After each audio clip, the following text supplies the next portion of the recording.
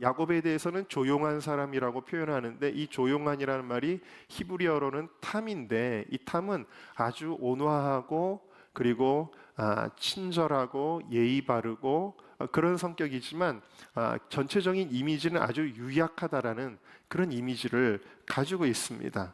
이 야곱은 유약했기 때문에 집 밖으로 나가지를 않았습니다.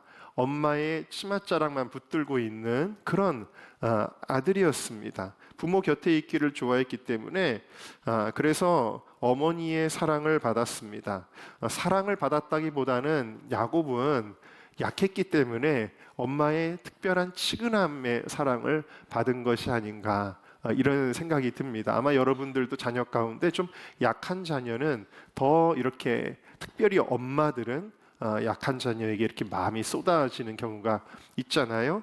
특별히 이 야곱이 태어날 때부터 형의 발 뒤꿈치를 잡아서 그의 이름이 그 이름 뜻대로 야곱인데, 발 뒤꿈치를 잡았다라는 것은 그가 아주 강하고 아주 집착이 많았기 때문이라기보다는 약했기 때문이에요. 약하면 어떻게 되는 거예요? 누군가를 붙잡을 수밖에 없는 거예요.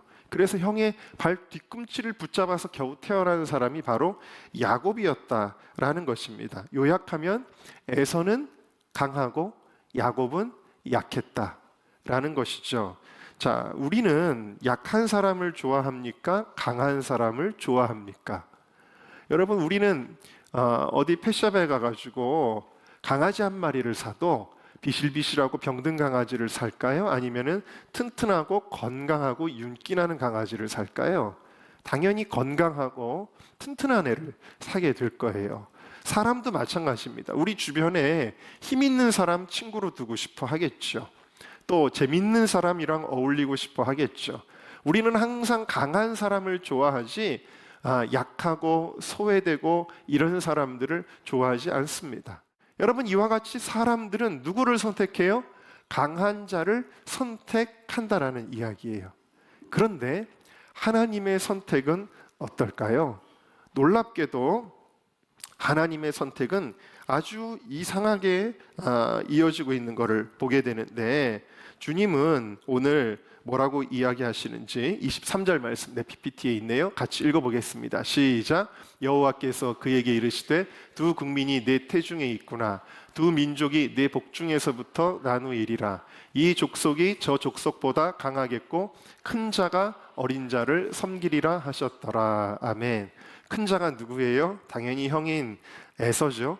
어린 자는 야곱입니다. 그런데 하나님이 누구를 선택하신다라는 거예요? 어린 자를 선택하신다라는 거예요. 하나님이 복중에서부터 이미 누구를 선택하셨냐면 에서를 선택하신 것이 아니라 야곱을 하나님의 복음의 구속사적인 후사가 될 민족으로 선택을 하셨다라는 사실입니다. 그 아버지 이삭조차도 큰아들을 좋아했는데 하나님의 선택은 약한 야곱이었어요. 근데 이것은 성경에서 아주 대부분의 경우에 하나님의 선택을 보면 항상 낮은 자, 천한 자, 소외된 자, 상처 입은 자들을 하나님은 선택하셨다라는 것을 보게 됩니다. 여러분, 예수님이 이 땅에서 사역을 펼치시기 위해서 12명의 제자를 선택하셨습니다. 근데 이 12명의 제자들은 어떤 면면을 가지고 있었죠? 그 당시에 가장 소외되고 천대받는 직업을 가지고 있었습니다. 세리, 어부, 이런 사람들이었습니다. 사람들에게 손가락질 받는 사람이었고 학업을 제대로 받지 못한 무식한 사람들이었습니다. 이 사람들은 결코 좋은 문벌이나 배경을 가지지 못한 가난한 사람들이었습니다. 하나님께서, 예수님께서 이런 사람들을 대주고 도대체 뭘 하시려고 그들을 부르셨을까요? 근데 이 사람들이 직업적으로만 낮은 자들이 아니라 이들은 의지적으로도 약한 자들이었습니다. 그래서 예수님이 십자가에 못 박혀 돌아가시게 되는 순간에 어떻게 했어요? 예수님 따르겠다라고 결심했던 것이 완전히 무색하게, 이 겁많은 너무나도 마음이 유약한 예수님의 제자들은 다 뿔뿔이 예수님에게서 도망가 버리고 말았던 것을 우리가 알 수 있어요. 의지도 약한 자들, 아주 비겁한 자들이었다. 근데 그런 그들을 예수님이 선택을 하신 것입니다. 그 약한 사람을 데리고 도대체 뭘 하실 수가 있겠어요? 그런데 예수님은 그 약한 사람들을 데리고 뭘 하십니다. 어떻게 하시냐면 그 연약했던 도망가는 제자들이 오순절 마가의 다락방에서 성령을 받게 되었을 때에 그들을 통하여 놀라운 복음의 역사가 일어나게 되어지고 초대교회에 부흥이 일어나게 되고 전 세계로 복음이 퍼져나가는 놀라운 일을 하나님께서는 약한 자들을 통해서 하신 줄로 믿습니다. 여러분, 그래서 그들의 약함은 오히려 주님의 위대하심을 단적으로 드러내게 되었다라는 사실이지요. 세상의 가난한 자들을 들어서 있는 자들을 부끄럽게 하신다. 세상의 약한 자들을 들어서 강한 자들을 부끄럽게 하신다. 왜일까요? 주님만 자랑하게 하려고, 주님만 영광 받으시게 하려고 주님은 이렇게 일하신다라고 그렇게 이야기를 합니다. 이 고린도전서를 쓴 사도 바울은 스스로 자기 자신을 약한 자라고 고백을 하였죠. 사도 바울에게는 질병이 있었습니다. 그 질병에 대하여 신학자들이 여러 가지로 설명을 하는데 아마도 간질이었다라고 그렇게들 이야기를 합니다. 굉장히 의학적인 도움이 없었을 그 당시에 얼마나 고통스러웠을지 우리는 생각해 볼 수가 있습니다. 사도 바울 입장에서는 주님, 내가 복음의 사역을 하는데 너무 지장이 많습니다. 이런 제 모습을 보고 누가 예수를 믿겠습니까? 라고 충분히 그렇게 이야기할 수 있었을 거예요. 그래서 하나님 앞에 간절히 기도한 것 같습니다. 그런데 하나님께서는 이렇게 그에게 대답을 하셨습니다. 9절을 읽어볼까요? 시작. 나에게 이르시기를 내 은혜가 내게 족하도다. 이는 내 능력이 약한 데서 온전하여짐이라 하신지라. 그러므로 도리어 크게 기뻐함으로 나의 여러 약한 것들에 대하여 자랑하리니 이는 그리스도의 능력이 내게 머물게 하려 함이라. 그러므로 내가 그리스도를 위하여 약한 것들과 능욕과 궁핍과 박해와 곤고를 기뻐하노니 이는 내가 약한 그때의 강함이라. 아멘. 하나님은 네가 약할 때, 네가 약할 때 나의 강함이 너에게 머물 수 있다라고 말씀을 하셨어요. 그것을 깨달은 사도 바울은 그렇군요. 그러면 저는 저의 약함을 오히려 자랑하겠습니다. 라고 그렇게 고백을 하고 있는 것입니다. 또 로마서 7장에 보면은 사도 바울은 또 이런 고백을 하였습니다. 같이 읽어볼까요? 시작. 오라 나는 곤고한 사람이로다. 이 사망의 몸에서 우리 주 예수 그리스도로 말미암아 감사리로다. 그런즉 내 자신이 마음으로는 하나님의 법을 육신으로는 죄의 법을 섬기노라. 사도 바울은 육신의 문제뿐만 아니라 영적인 문제 때문에 괴로워했습니다. 하나님의 말씀대로 살지 못하는 자신의 육신 가운데 죄의 법이 자기를 다스리고 끌고 갈 때 그는 이렇게 고백해요. 오호라 나는 곤고한 사람이로다. 여러분들에게도 이런 고백이 나올 때가 있습니까? 나는 너무 곤고하다. 내 마음이 너무 곤고하다 라고 표현할 때가 있습니까? 이 사도 바울의 고백, 그 위대한 사도, 성경의 인물 가운데 가장 위대하다고 하는 사도 바울도 뭐라고 고백했다라는 거예요? 나는 너무 곤고하다 라고 고백했었다라는 사실입니다.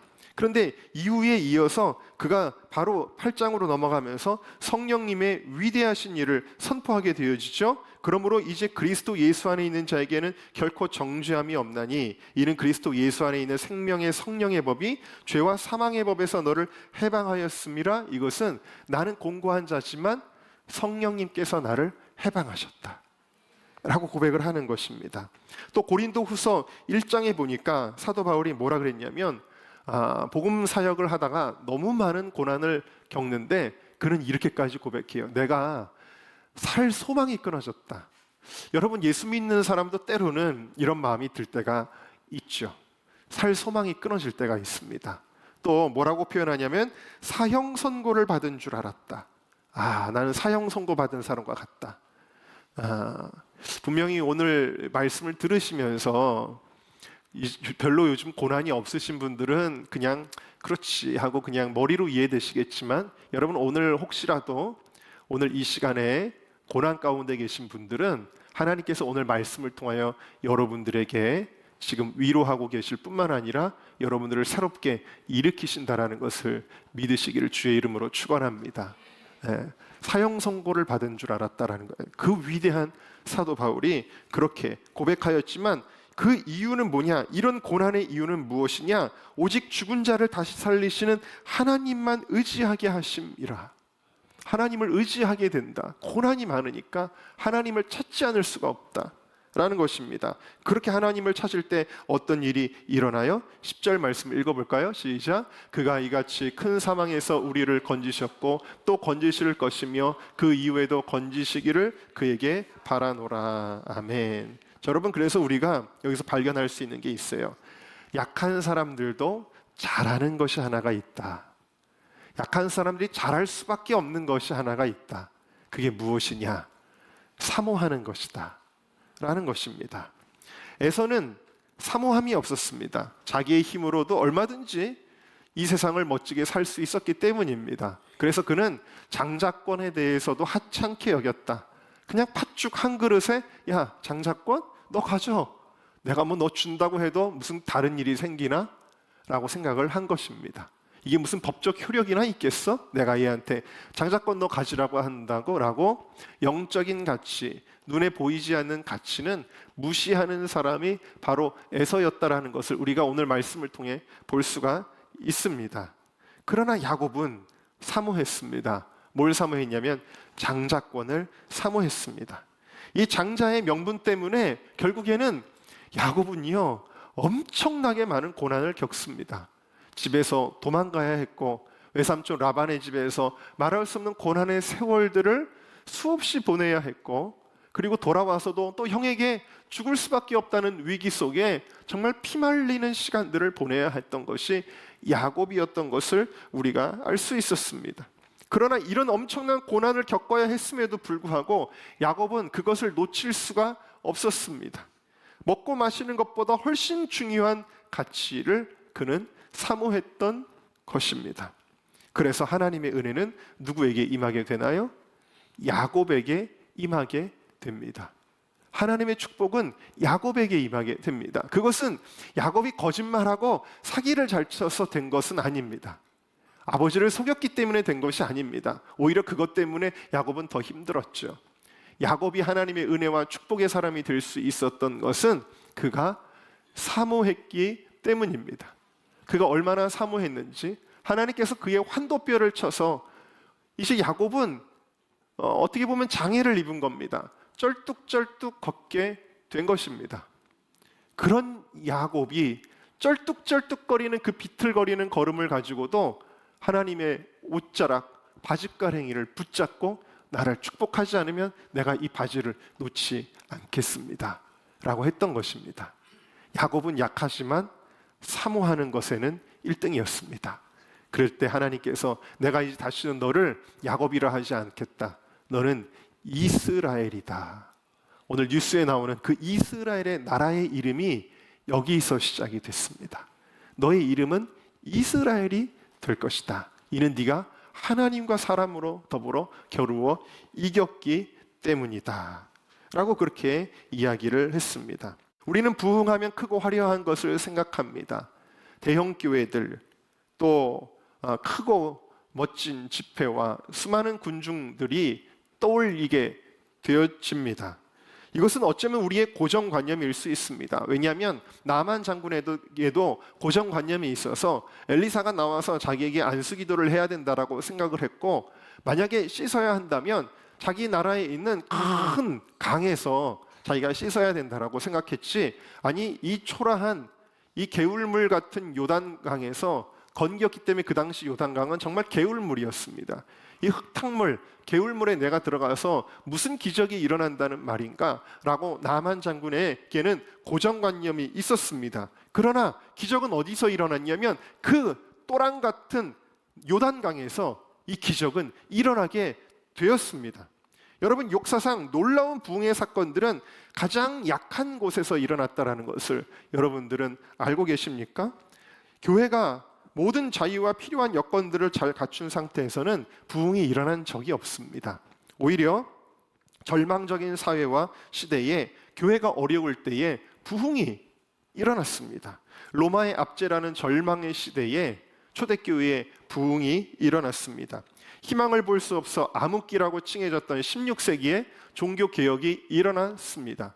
전쟁의 폐허가 됐던 17세기 독일의 경건주의 운동이 일어나게 되었고, 정치적으로 사회적으로 완전히 어두운 시기에 있었던 18세기 영국에서 웨슬리의 부흥운동, 감리교 부흥운동이 일어나게 되었습니다. 19세기에 미국이 경제적인 대공황을 맞았을 때에 미국에서 무디 목사님 등의 영적 대각성 운동이 일어나게 되었습니다. 우리나라의 부흥은 언제 일어났습니까? 나라의 국권을 빼앗기고 일제 치하에 있었던 일제시대의 원산의 대부흥과 평양의 대부흥이 일어나게 되었습니다. 1904년의 웨일즈 부흥은 어떤 대단한 사람들에 의해 일어난 것이 아니라 에반 로버츠라고 하는 한 청년과 그의 친구들이 100명도 채 들어가지 않는 모리학교에서 예배를 드리다가 일어나게 되었습니다. 그들은 가난하고 학교도 다니지 못한 광부의 출신들이었습니다. 1905년에 인도의 부흥이 일어났는데, 이때 부흥의 시작은 누구였냐면 묵티 공동체라고 하는 고아 소년들과 과부들의 모임에게서 이 부흥운동이 시작되었습니다. 1906년 로스앤젤레스 애비뉴 214번지 허름한 목조 건물에서 정말 사모하는 마음을 가지고 그 당시 짐승만도 못한 취급을 받던 장애인과 흑인들이 예배 드릴 때 그곳에서 아주사의 부흥이 일어나게 되었습니다. 여러분, 또 금년에도 우리가 에즈베리의 부흥의 소식을 들었지만, 이 에즈베리가 있는 곳은 미국에서 아주 시골 동네로 알려진 켄터키의 또 윌모어라고 하는 아주 작은 도시의 마을에서 일어난 사건이었습니다. 여러분, 이 모든 공통점은 무엇일까요? 첫 번째 공통점은 대단하지 않다라는 겁니다. 다 약하고 초라하고 낮은 존재들이었다라는 사실입니다. 그러나 두 번째 공통점이 있는데, 그것은 뭐냐면 영적인 장자권을 사모하는 곳에서 부흥이 일어났다라는 사실입니다. 세상적 가치보다 영적 가치를 사모하는 것인데, 그것도 아주 레디컬하게 사모하는 곳에서 부흥이 일어나게 된 것입니다. 우리 은정교회는 어떻습니까? 예수님이 작은 고을 베들레헴에서 태어나셨던 것처럼 이곳은 참 베들레헴 같은 곳입니다. 이스라엘로 치면 텔아비브나 예루살렘 같은 느낌이 아니라 베들레헴이라고 하는 시골 같은 느낌이 사실 이 동네인 것을 여러분들이 더 잘 아실 것입니다. 우리 교회에 사회적으로 대단하거나 유명하거나 그런 위치에 계신 분도 계시지는 않습니다. 우리 청년들 가운데 아주 대단한 대학을 나오거나 그런 청년들도 사실은 없습니다. 그러나 우리의 마음이 가난하다면 우리는 영적으로 부여할 수 있는 문이 열려 있는 것이다. 저는 그렇게 믿습니다. 아마도 홀리위크 이제 광고를 듣고 이곳을 찾는 예배자들은 깜짝 놀랄 수도 있습니다. 아니, 홀리위크를 이런 곳에서 한다고? 광장에서, 캠퍼스의 대강당에서 하지 않고 금년에 이렇게 작은 교회에서 하는 것을 보고 놀랄지도 모릅니다.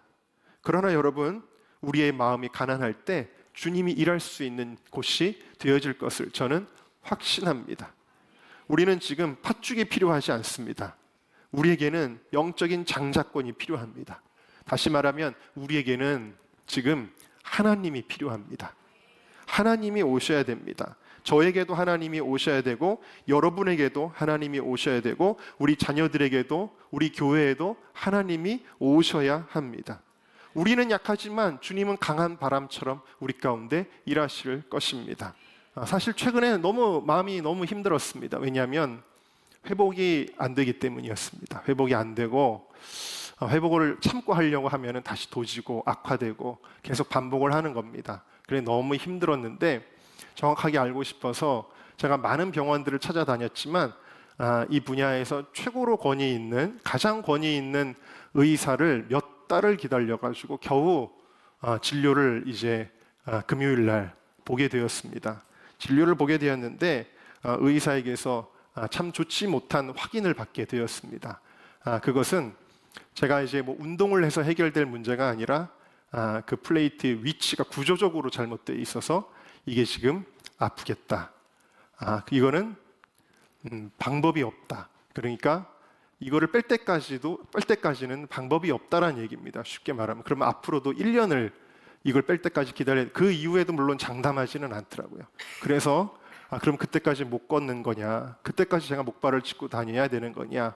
대답 없이 그냥 방법이 없다라고만 가장 권위 있는 의사가 진단을 해주었습니다. 거기다가 교정도 좀 잘못이 돼서 모양도 잘못됐다라는 것을 이야기해줬고 양쪽의 밸런스까지 다 망가뜨려 놓은 것을 이야기를 듣게 되었습니다.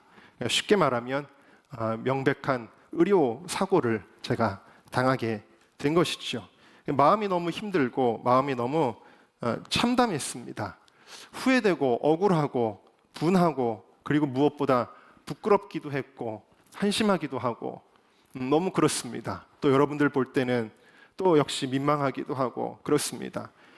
제 친구가 오래간만에 한 거의 20몇 년 만에 저랑 연락이 닿은 친구가 이 소식을 듣고는 화가 나가지고 이거를 터뜨리자라고 막 하면서 내가 도와주겠다. 이 친구는 약간 지금 목회를 하는 친구는 아니고 인터넷 쪽에 종사하고 홍보 마케팅 일하는 친구인데 자기가 이 분야는 탁월하니까 도와주겠다. 이거 터뜨리자.